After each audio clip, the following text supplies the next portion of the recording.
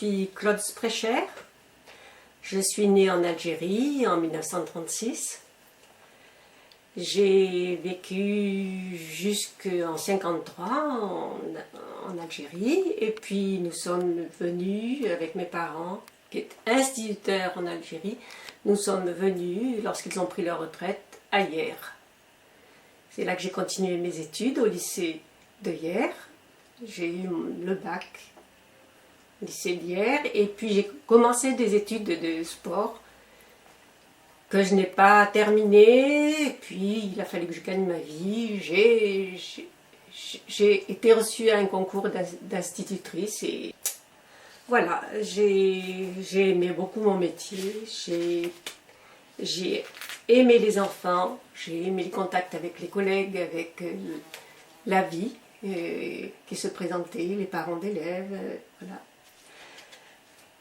Et ce que je voulais faire aussi, c'était dans ma jeunesse dessiner, peindre, et j'ai commencé à ma retraite aux Beaux-Arts à peindre, à dessiner. Et j'ai épousé monsieur Sprecher Jean en 61 et ça a été une vie de couple très heureuse avec 2 enfants.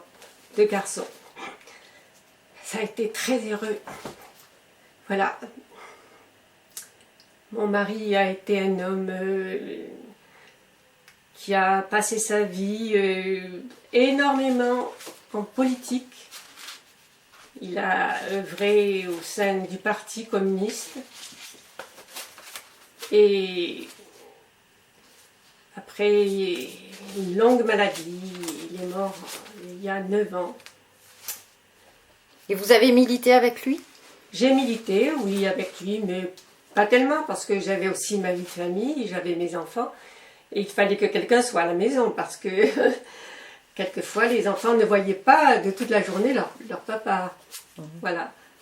Mon père a toujours été en Algérie sur les listes du Parti communiste sans être lui-même affilié au Parti communiste, mais c'était de tout cœur avec le Parti communiste toute sa vie. Il avait des valeurs qui nous ont toujours dynamisés, et qui nous ont du reste marqués, voilà. Et vous êtes rentré à quel âge en France? En 1953, nous sommes rentrés juste avant ce qu'on appelait les événements, mais qui en fait a été la guerre d'Algérie, voilà. Et nous avons suivi cette guerre avec tristesse, avec beaucoup de peine.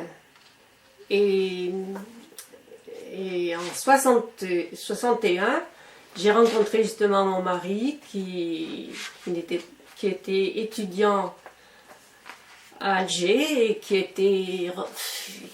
hésitait à revenir en Algérie. Je l'ai rencontré hier.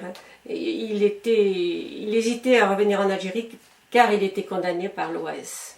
Il a été un étudiant très très très actif. Il a écrit un livre à contre-courant où il raconte toute cette vie difficile, cette vie qui l'a marqué du reste toute sa vie. Ces nuits étaient peuplées il parlait tout seul la nuit de ces événements dramatiques auxquels il avait été mêlé. Ouais. Et vous êtes né à Constantine, et quel souvenir vous gardez de Constantine? Ah, de Constantine, je garde des souvenirs très vifs parce que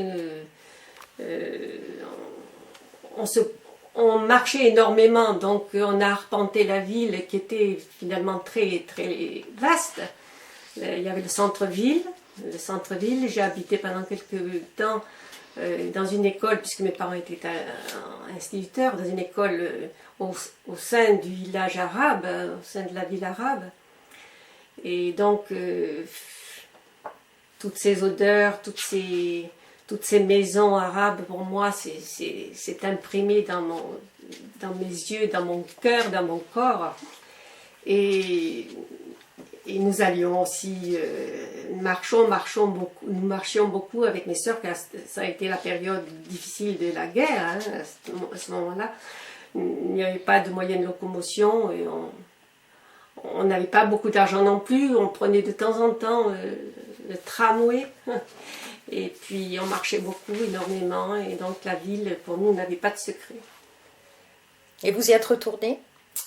Nous sommes retournés avec mon mari dans les années 90, mais pas à Constantine, qui était la ville où j'avais, ni à Bonn, où j'avais vécu toutes mes années en fait, mais à Alger, que je ne connaissais pas bien, et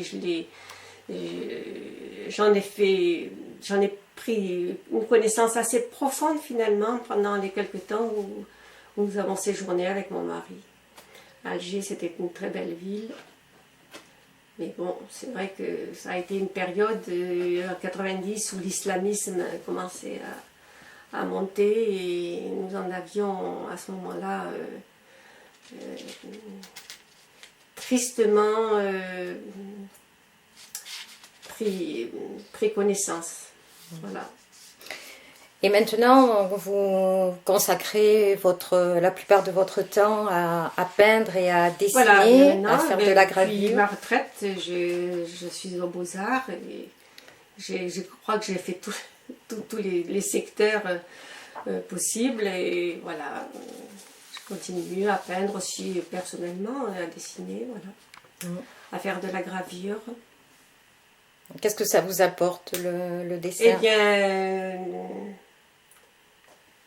c'est très, très mélangé. En même temps, c'est jouissif et en même temps, c'est stressant. Parce que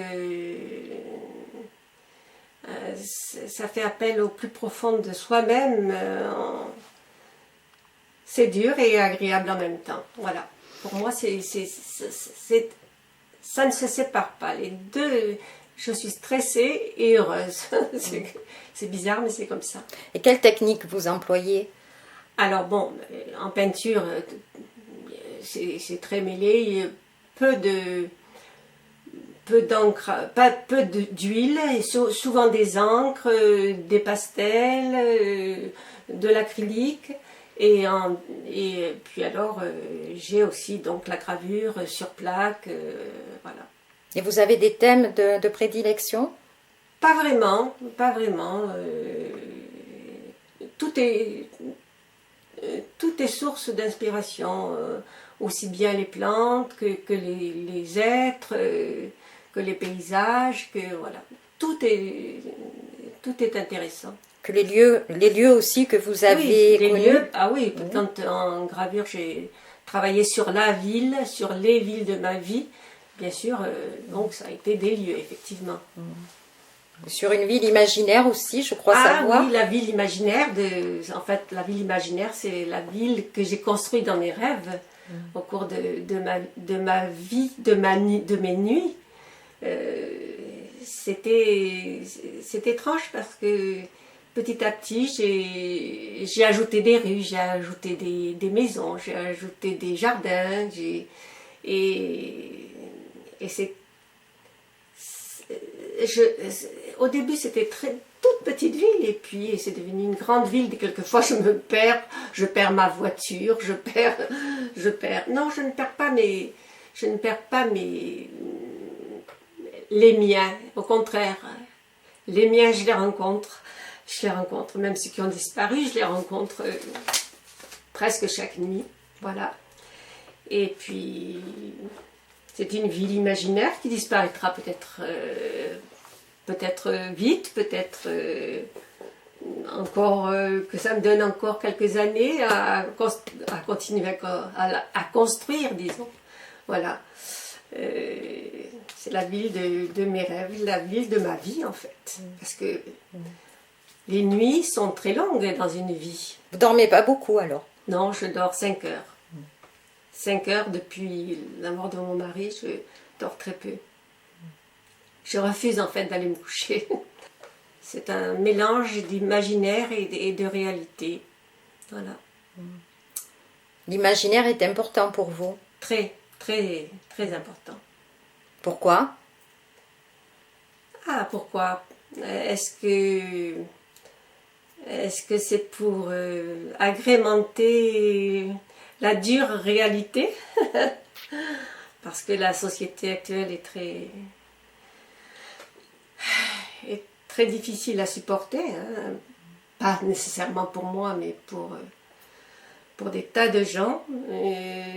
Peut-être que c'est pour embellir, mais c'est vrai aussi que je fais quelquefois des cauchemars. Et c'est peut-être aussi le reflet du stress auquel nous sommes confrontés actuellement. Qu'est-ce qui vous angoisse actuellement? Actuellement, l'angoisse, c'est une angoisse, pour moi, une angoisse qui concerne le monde entier. Il y a cette montée de l'islamisme, bon, c'est vrai on est quand même, on se sent un peu préservé ici, mais il y a tellement de gens qui sont touchés. Il y a tellement de gens qui sont touchés par le monde et même en France, que, évidemment, on ne peut qu'être angoissé. Ça vous inspire pour la peinture? Oui, par exemple, je me rappelle lorsque les tours à New York les tours jumelles avaient été détruites, j'avais travaillé, j'avais un travail que du reste, j'ai cédé, j'ai vendu à ce moment-là parce que c'était un travail très intéressant.